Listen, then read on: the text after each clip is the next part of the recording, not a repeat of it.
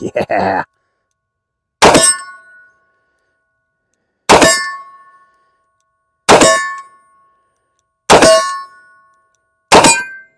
Guys, ammunition for this video has been provided by Brown Works Inc., manufacturer of fine custom handgun grips. If you guys are looking for very unique, very customized handgun grips for your favorite handgun, contact Mark at Brown Works Inc., link in the description below, and create something beautiful for your favorite handgun. And don't forget to tell them Wyoming Gun Project sent you.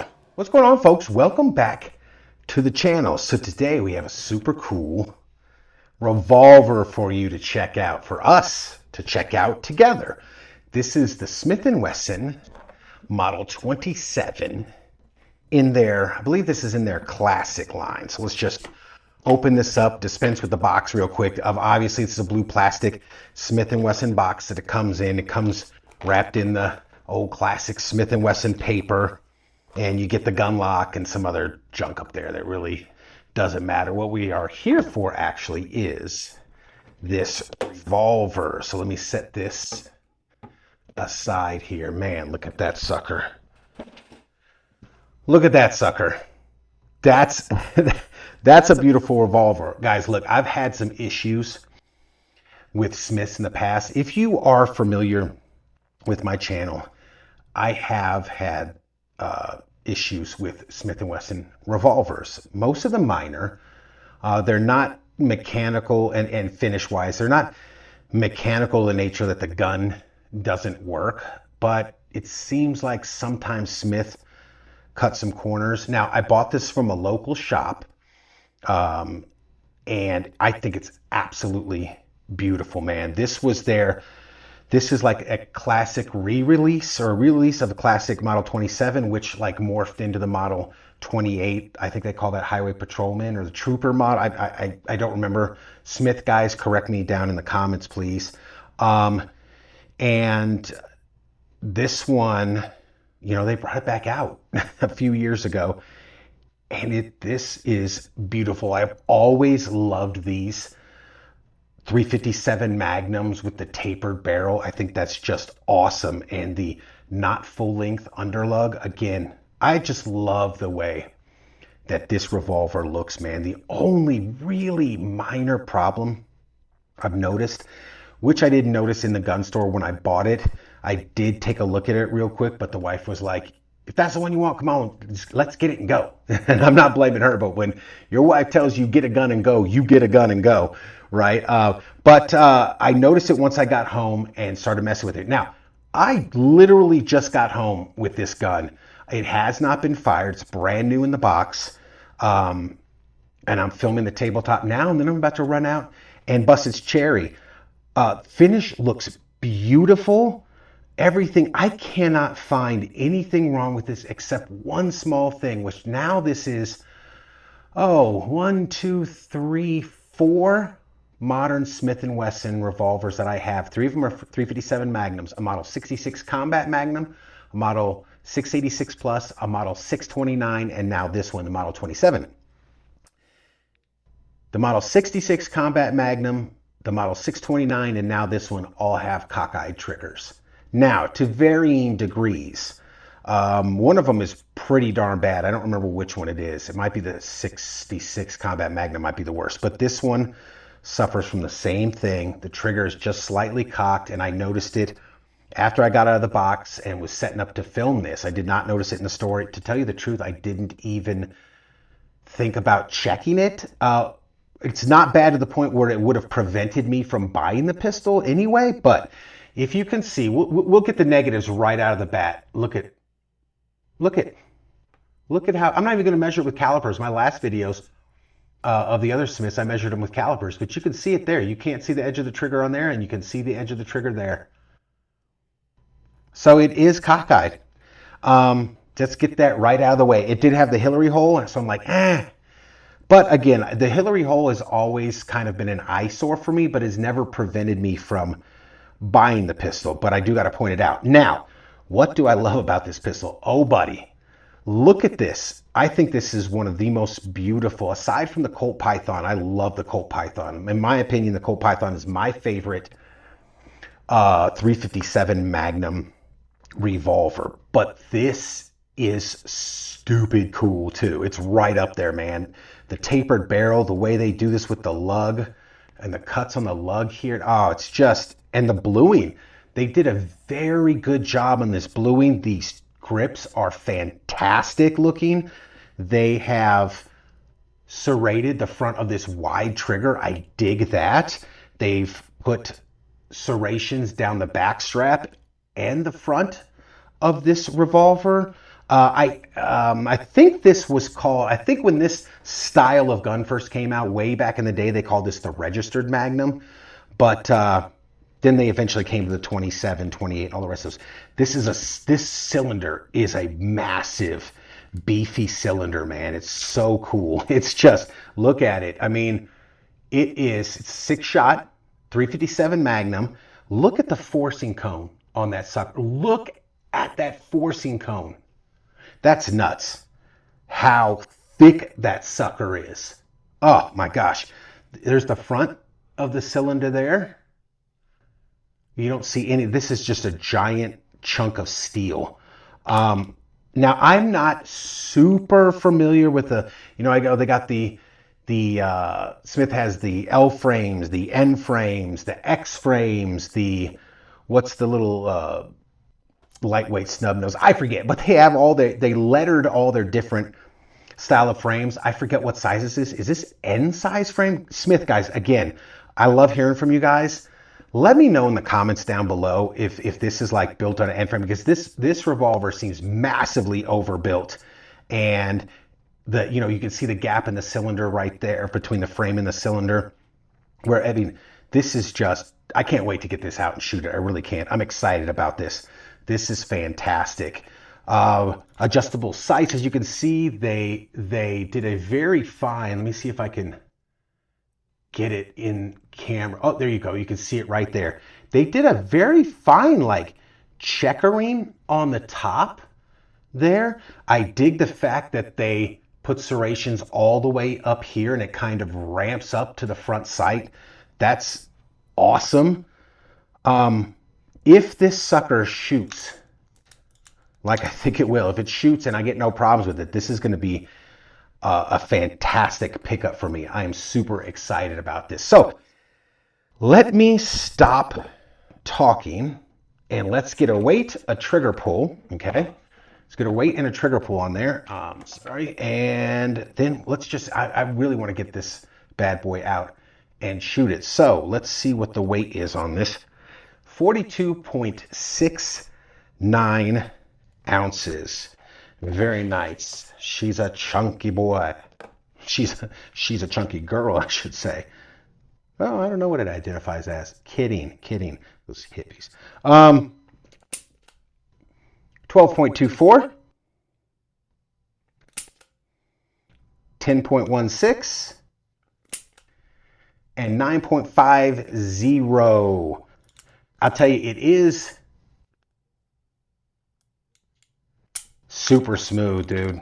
I mean, I cannot complain. Let's try the single action. 3.50. Not bad. Let me reset it. And 2.94. And one more time. 2.64. So it's right around, it is right around 3. Yeah, it's really nice single action on this sucker. So you know what? Let's go right outside in this beautiful day here in Wyoming and let's bust this Model 27's cherry. Okay, folks, live fire portion of this review. We have our Smith & Wesson Model 27 chambered at 357 Magnum. It is loaded with 6 rounds of Remington, 125 grain, 357 Magnum, jacketed soft point. This is the first shots out of this gun. I figured it deserves some 357 Magnum out of it for its first shots. We also brought out some 38 Special to shoot out of it. All ammunition for this video was provided by Mark at Brownworks. Link in the description below, custom grip maker. Check him out, he makes awesome stuff. All right, got some steel at about 20 yards, some C-zone steel. These are the first shots out of this gun, as I said. And we're just going to see if, I don't know if it's sighted in, but we're gonna see if we can shoot this sucker. Here we go. Yeah.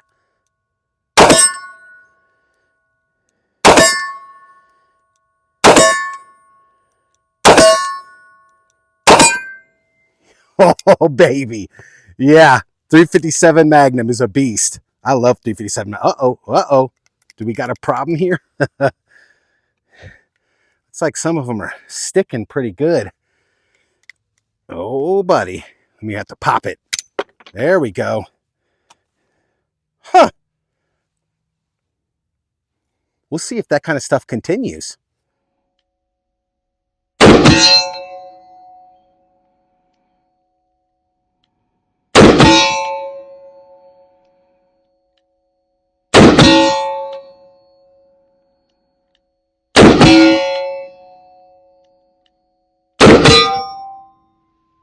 Okay, folks, now we have it loaded up with 6 rounds of 130 grain, 38 special, Winchester target in practice, the white and red box. I did feel, I think it's right here, okay? So this, look at, so that cylinder is tight. Now I did run a brush through all these cylinders and the barrel before he came out and shot it, but that, yeah, see, because it fully moves aside from that chamber. So that chamber, and now let me take out another one and see if, yeah, no, that chamber, so it's not the ammo, that chamber is tight. And I think that's what's holding it up from ejecting freely. It feels like I looked in there, I can't see nothing, but we'll see. We'll keep shooting it. I'll go back in. I might have to polish that one out or something, but we'll see. Let me put my ears in. Shoot some 38 special out of this bad boy. I bet it shoots like an absolute dream.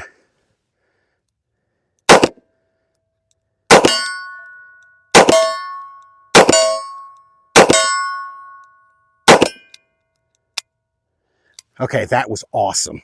That shot so smooth. So 38 special comes out a little bit easier. I know 357 Magnum can really stick in there because it's powerful, but let's keep on shooting, man.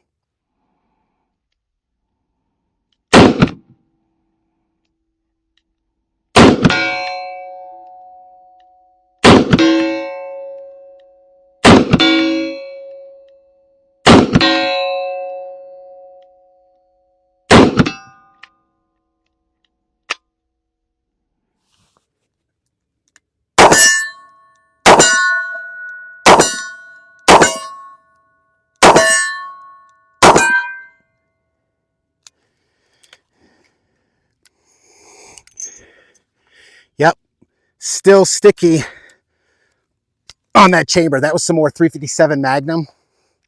Still sticky on that chamber. We'll figure that out afterwards, but let me pick some of the stuff up. That's not cool, man.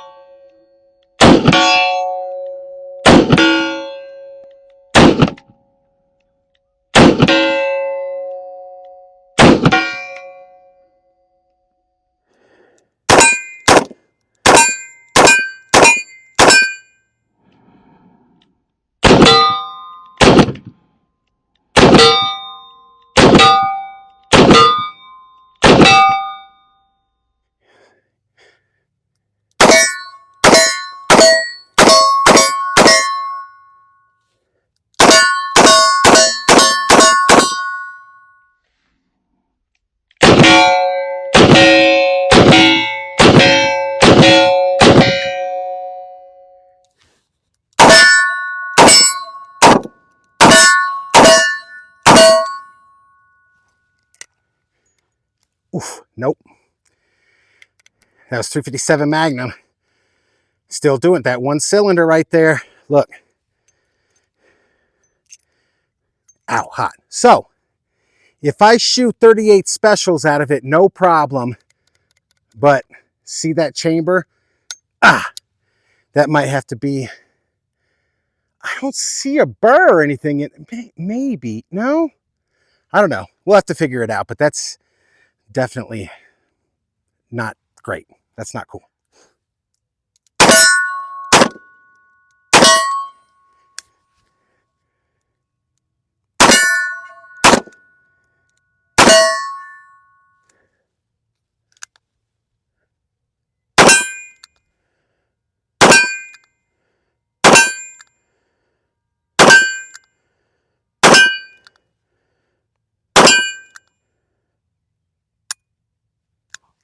All right, folks. Accuracy portion. I have 3 rounds of 158 grain 357 Magnum, and I have 3 rounds of 130 grain 38 Special. We're going to shoot the 38 Special at the top, the 357 Magnum at the bottom. 3 rounds each. I'm going to go back 7 yards, and we're going to see how well I can shoot the gun, because, you know, there's a human element to it. Also, I'm going to shoot every shot single action, because I'm trying to test the mechanical accuracy of the revolver at the average self-defense distance. That's why we use 7 yards. So let me go over here and let's just test that. All right. Let me make sure I got this right here. Yep. All right, 38 Special first at the top target.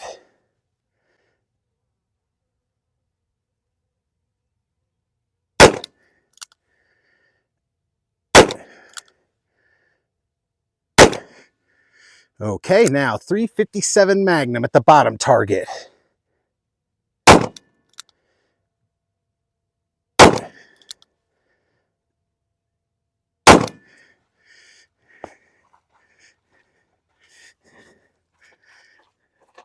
Okay, kind of looks like, take my ears out, kind of looks like they're shooting the same place, almost in the center. It might be able to come up. It's not left or right or anything. It might be able to come up a little bit. That could also be me shooting the gun, but I think that is not bad accuracy at all for some factory ball target 38 and some factory, like, kind of target defensive ammo. They were jacketed hollow point, soft points. So let's go and get the final thoughts. So before we get the final thoughts, I thought to myself, let me try to fire 6 rounds of 38 Special out of this bad boy. You know, this big sucker and the weight of this thing with a 38 Special shoots like a dream, man. It shoots awesome. It handles 357 Magnum really well too. But I pasted up the targets. We saw the accuracy portion. I pasted them up. I'm going to aim for the middle shoot and see. I'm just going to fire 6 rounds, double action only, as fast as I can with 38 Special. Then we're going to do it with 357 Magnum, see what the groups look like, see how long it takes. I'm not going to time or anything, but we'll just kind of get an idea for how long it takes. So let me put my ears in. All right. So let me see. Yep. All right, here we go.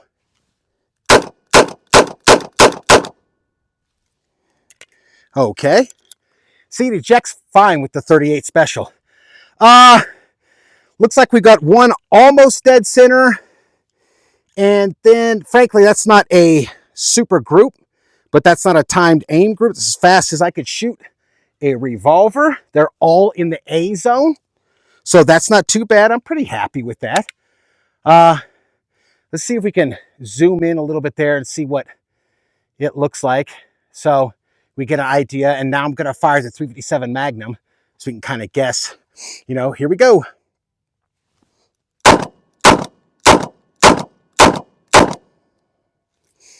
See if it'll stick.